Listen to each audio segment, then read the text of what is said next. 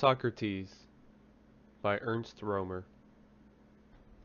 Socrates was a Greek philosopher who was a key founder of Western philosophy. Socrates was born around 470 BCE in the city of Athens in Greece.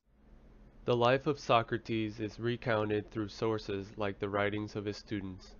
Some of his students included Plato and Xenophon. Plato later taught Aristotle, who in turn taught Alexander the Great. Through such teaching development, Greek philosophy, which was initially advanced by Socrates, was spread throughout the world by Alexander the Great's subjugations. When he was young, Socrates studied common subjects such as grammar, music, and gymnastics. Socrates later followed in his father's shoes and became a sculptor. History postulates that Socrates was an exceptional artist. The Statue of the Graces, one of his major works, which was located on the road to the Acropolis, is said to have attained a lot of veneration. It is also recorded that Socrates served diligently in the army, and even saved Alcibiades, the general, during the Battle of Potidæa. When Socrates was middle-aged, Chaerephon, who was Socrates' friend, went and asked the famous oracle if there was anybody wiser than Socrates. The oracle replied, saying that there is no one wiser than Socrates. Socrates was shocked by this reply, and was determined to prove the oracle wrong.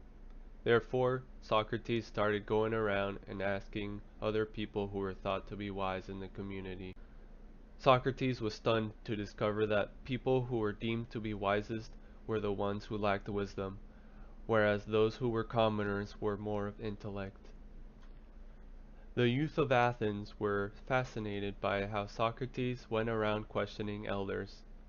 Young men who were fascinated by Socrates' examples and teachings left their professions and dedicated themselves to philosophy.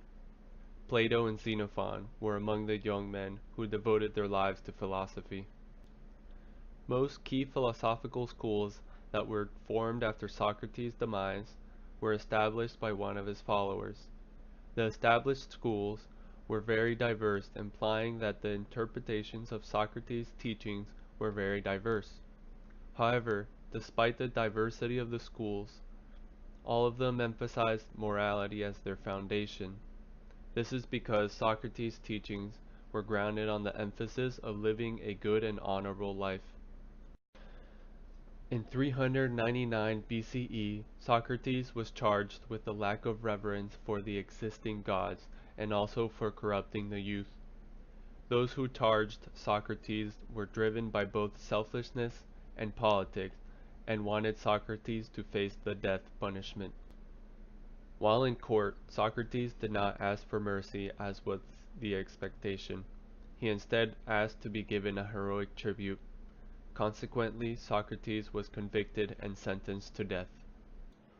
Socrates' influence was realized shortly afterward when his followers formed their own elucidations of his life, teachings, and demise. His followers further started funding their own philosophical schools and writing about their experiences with Socrates. The writings, specifically those of Xenophon, Plato, and Aristotle, would later be used to recount the life of Socrates. Although Socrates did not leave behind any writing, his words and deeds in pursuit of the truth act as good examples of how many people live their lives today.